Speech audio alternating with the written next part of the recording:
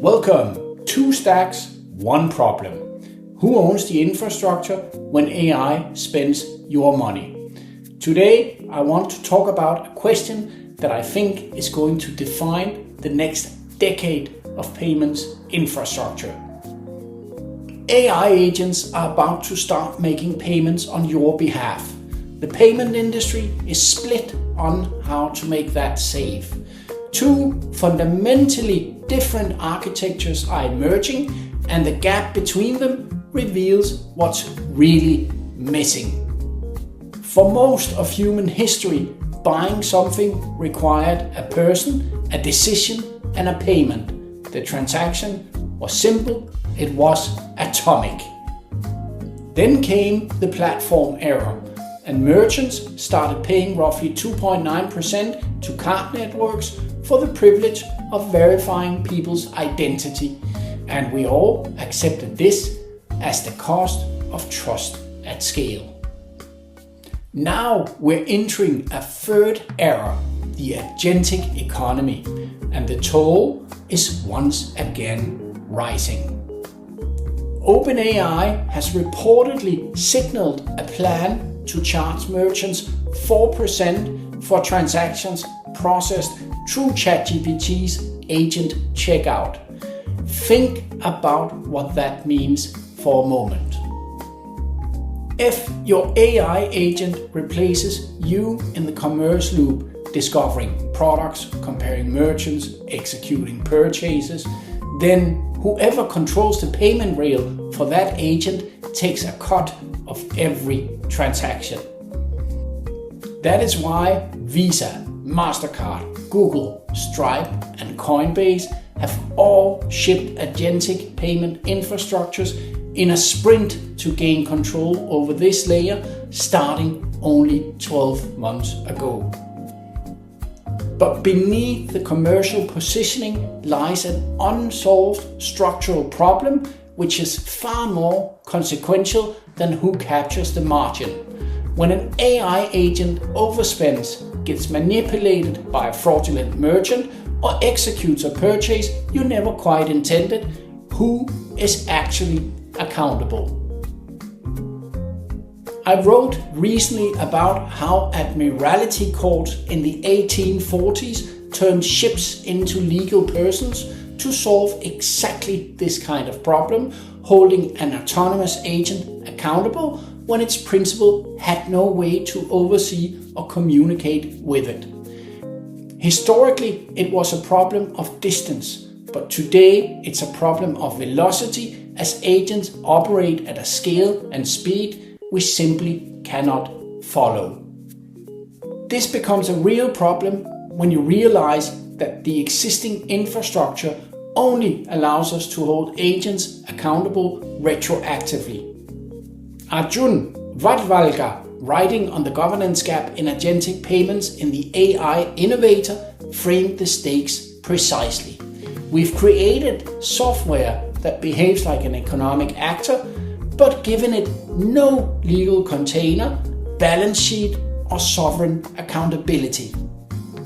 Financial infrastructure has KYC for individuals and KYB for businesses, but it has nothing equivalent for AI agents. No persistent identifiers, no portable reputation, no clear chain of accountability. FIME, the payments consultancy, calls this a responsibility vacuum and asks the obvious question: is liability with the developer, the wallet issuer, or the API provider? As they put it, we're entering a legal fog where the old rules do not map. The payment industry has started calling the missing piece Know Your Agent, or KYA, and the convergence is frankly striking. Mastercard now requires that only registered agents can transact through its agent pay infrastructure. Trulio and PayOS have published a formal KYA framework built around a digital agent passport, and Tuma Jordi Schaffer proposes identity verification and accountability mechanisms for decentralized AI agents. While there's broad agreement that this problem is real, the consensus fractures over where in the stack accountability should be anchored. TradFi believes that identity and accountability belong at the top in standards and institutional oversight, all layered onto existing rails. Crypto believes it belongs further down, embedded in the wallet infrastructure, or in some cases directly in the settlement layer itself. As such, two fundamentally different architectures are emerging, and they start from opposite ends of the stack. So, let's look at the TradFi approach first. The TradFi world sees the answer in new standards layered onto existing payment rails. A cluster of new protocols from Google, OpenAI, Stripe, Mastercard, and Visa all share the same DNA. They define how agents discover, select, purchase, and settle transactions within the existing card and account-to-account infrastructure. Where it gets interesting is in how they propose to handle accountability. Mastercard's verifiable intent framework, for example, creates a tamper-proof record of user instructions that can serve as a legal basis when disputes arise. I find it useful to think of this as common law approach to agent accountability. Reactive, precedent-based, built on observations, and after-the-fact adjudication. The agent acts, the system records what happened, and if something goes wrong, humans review the evidence. Stripe's description of its own model captures the underlying philosophy well. The AI agent carries the buyer's identity and payment context into the transaction, but the human remains the accountable principal throughout. The commercial logic is clear. Billions of card credentials already exist, dispute resolution mechanisms are well understood, and regulatory frameworks like PSD2 are already in place. Extending all of this for agents is clearly the path of least resistance. However, the weaknesses are equally obvious once you look at it structurally. These systems were designed for a world where a human clicks the buy button.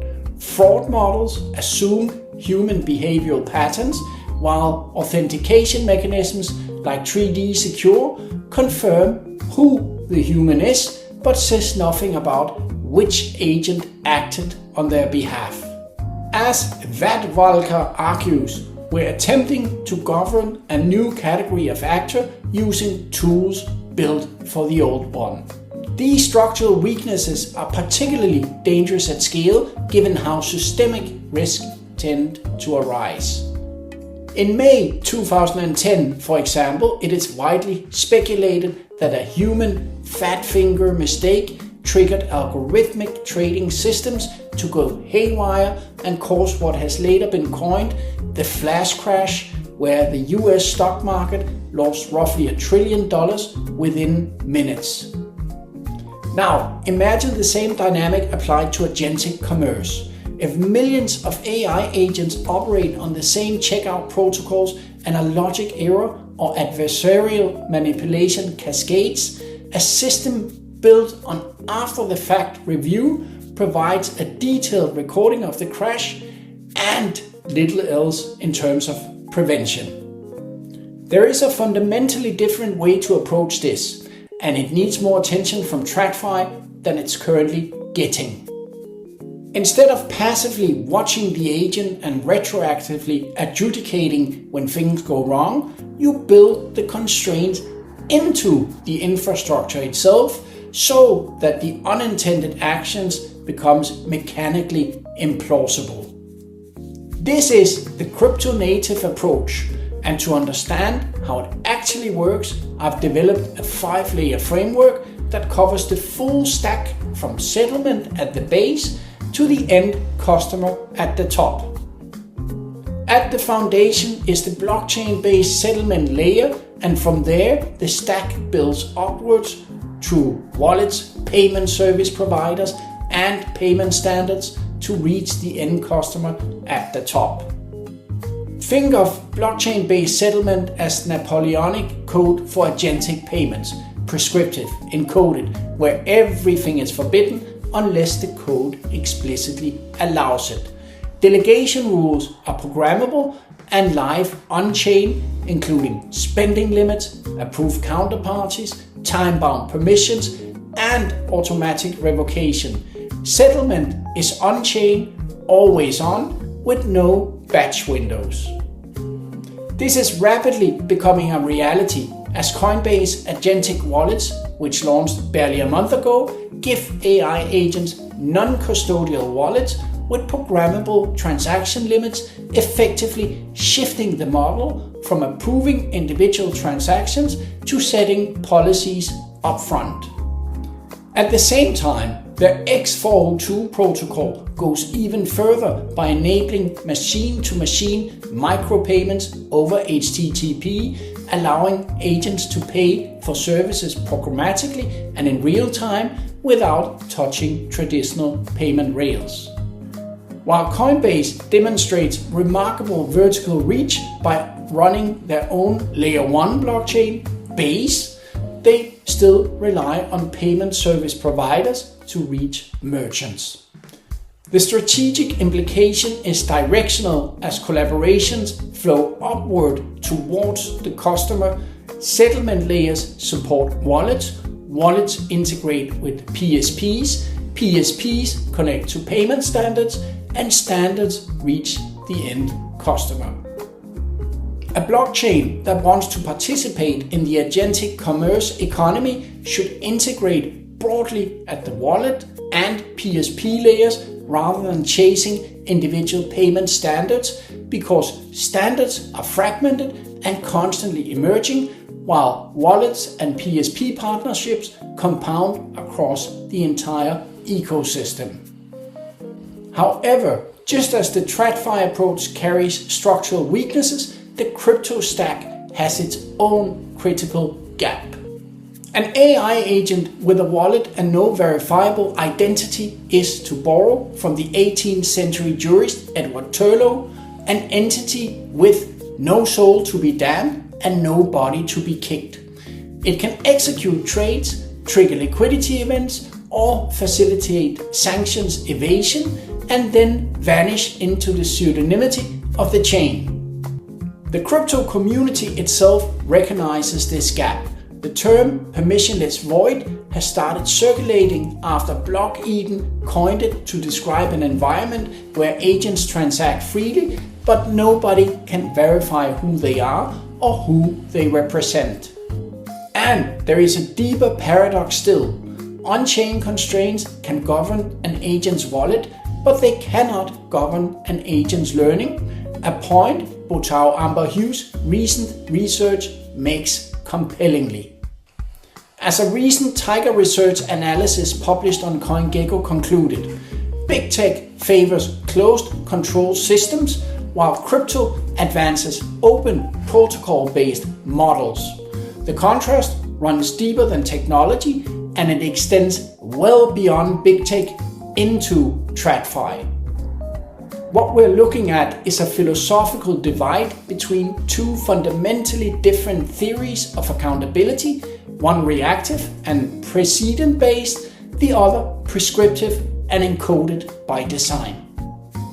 TradFi extends human identity to agent. Crypto needs a new identity primitive built for agents from the ground up. When it comes to accountability in TradFi, humans remain principal. Agents act, but humans are responsible. In crypto, protocol level rules are backed by constraints enforced by code and not by humans. So in other words, one places accountability on the human and the other embeds it in its infrastructure. The agentic economy opens the door to mass settlement. TradFi codes via batch processing settlement windows that allows human oversight points, while crypto handles things on-chain, always on, real-time, continuously, and with no batch windows. In short, batch processing was designed for humans. Agents, they operate continuously, and so should their settlement layer. The core weakness is that neither stack was designed with AI agents in mind. Both carry their original sin. What I find genuinely striking when comparing the TradFi stack with the crypto-native stack is how complementary the weaknesses are. What TradFi lacks, namely programmable settlement, encoded delegation, and open standards, crypto has natively. What crypto lacks, namely real-world identity, regulatory integration, and institutional accountability chains, TradFi provides through existing banking relationships.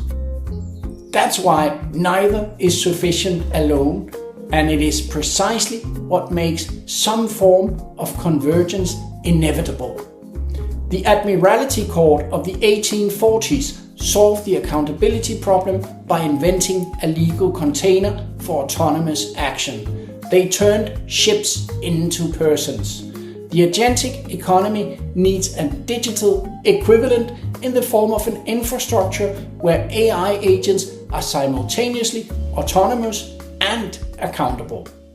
As I see it, that infrastructure must combine key elements which can be derived by mapping the weaknesses of each stack across the dimensions. The pattern is clear. For each requirement, one stack already has it natively, while the other lacks it. The complete infrastructure needs programmable settlement, verifiable identity, encoded delegation, and open standards. It takes what each side already does well and fills the gap the other cannot. History suggests how this will unfold. New technologies initially operate within the constraints of old infrastructure, much like early cars that had to navigate dirt roads built for horses. For a while, the old infrastructure appears adequate. But eventually, the new technology's requirements becomes so fundamentally different that an inversion occurs. The roads get paved for cars and the horses adapt. What was once the adaptation becomes the foundation. I believe we are approaching that infrastructure inversion point for payments. TradFi is currently trying to make agentic commerce work on rails designed for humans, and for a while it will work. But as agent-initiated transactions grow in scale, speed, and complexity, the four requirements that we discussed will increasingly favor infrastructure that was designed for agents from the ground up. The question for every builder in payments is the same one the ship owners faced centuries ago. Are you building a system for the current state of affairs, passively watching agents, or are you building for what comes next, making agents structurally accountable? Because those who stays on today's TradFi rails will be subject to tomorrow's centralized tolls. The 4% fee that OpenAI has alluded to is probably just the beginning. And if that sounds absurd, ask anyone who builds on the Apple App Store what 30% feels like. At least one blockchain has already built what the convergence enabling the infrastructure inversion requires. Stay tuned for more on that.